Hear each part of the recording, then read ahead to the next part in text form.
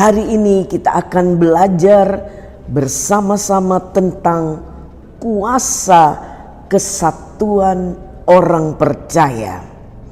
Kisah Para Rasul 4 ayat 24 berkata, ketika teman-teman mereka mendengar hal itu, berserulah mereka bersama-sama kepada Allah, katanya, "Ya Tuhan, Engkaulah yang menjadikan langit dan bumi, laut dan segala isinya."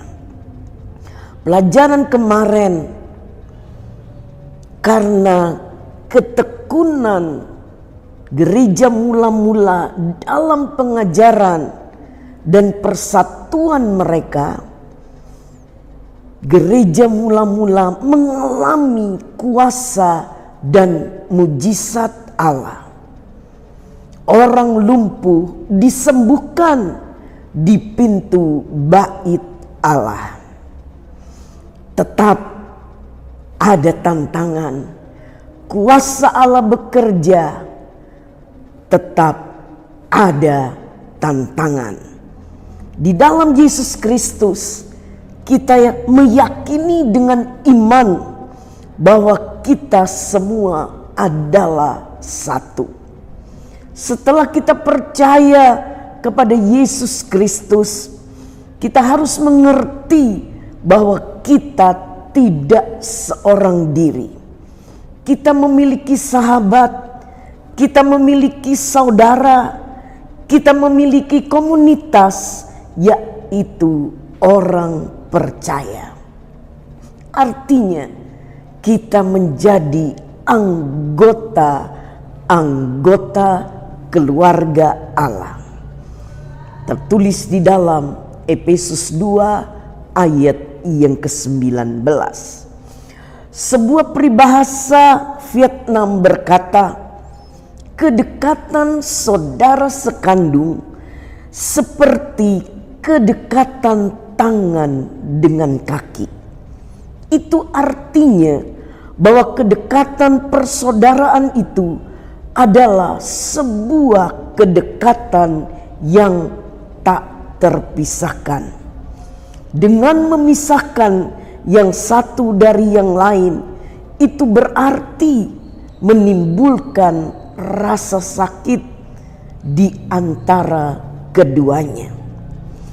Waktu kita perhatikan perkembangan jemaat di dalam Kisah Para Rasul secara keseluruhan, semuanya itu terjadi karena ada dua kuasa kesatuan orang percaya. Yang pertama, kuasa kesatuan orang percaya dengan Allah. Saat kita membaca Kisah Para Rasul 4 ayat yang ketiga, Petrus dan Yohanes, mereka ditangkap dan diserahkan ke dalam tahanan sampai keesokan harinya karena hari telah malam. Mengapa Petrus dan Yohanes ditahan? Kisah Para Rasul 4 ayat 2 berkata, orang-orang itu sangat marah karena mereka mengajar orang banyak dan memberitakan bahwa dalam nama Yesus ada kebangkitan dari antara orang mati. Bahkan di dalam pasal 4 ayat yang ke-18, mereka dilarang mengajar tentang nama Yesus. Ketika teman-teman Petrus dan Yohanes mendengar hal tersebut, mereka sepakat untuk berdoa kepada Allah. Mengapa mereka memilih untuk berdoa? Karena di dalam doa ada kuasa, yaitu kuasa kesatuan orang percaya dengan Allah yang mereka percayai. Mereka tahu bahwa ketika mereka berdoa, Tuhan tidak akan tinggal diam, karena Dia adalah Allah yang hidup. Mereka tidak mau menyerah, mereka tidak mau pasrah dengan keadaan pada waktu itu, tetapi mereka ingin merubah keadaan tersebut seturut pimpinan Tuhan. Dengan berdoa kepada Allah, maka Allah memberikan jalan keluar bagi mereka. Yang kedua, kuasa kesatuan antar sesama orang percaya dalam berdoa. Mari kita perhatikan jemaat mula-mula ini. Mereka mempunyai ciri khas yang patut kita contoh. Mereka bersekutu dengan Allah. Tadi yang pertama, mereka juga bersekutu dengan sesama.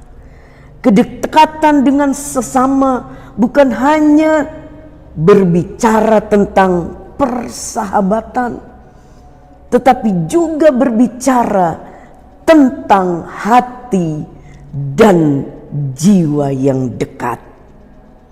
Kiranya kita bukan hanya berada di persekutuan yang sama, gereja yang sama, tetapi kita perlu membina hidup yang sehati dan sejiwa, sehingga kita dapat berdoa bersama-sama menghadapi situasi zaman ini, sehingga kita boleh melihat Allah turun tangan untuk menolong kita semua.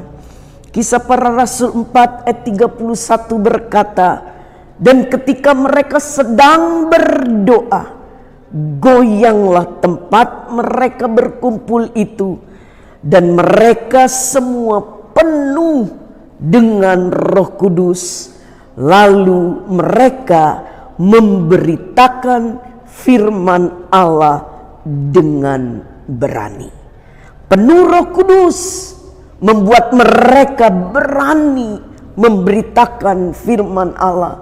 Mari hari-hari ini kita berdoa bukan hanya untuk kepentingan kita, tapi kita mau berdoa supaya Roh Kudus berkarya di dalam hidup gereja Tuhan akhir zaman ini, sehingga ada keberanian untuk memberitakan nama Yesus. Gereja yang ada sekarang semua dimulai dari orang-orang biasa yang mempunyai kesatuan hati, dedikasi, komitmen, dan kerendahan hati, yaitu semata-mata hanya mau memperluas kerajaan Allah. Puji nama Tuhan. Ayat yang terakhir, Matius 18 ayat 19. Dan lagi aku berkata kepadamu, jika dua orang daripadamu di dunia ini sepakat meminta apapun juga, permintaan mereka itu akan dikabulkan oleh Bapakku yang di sorga. Amin. Tuhan memberkati.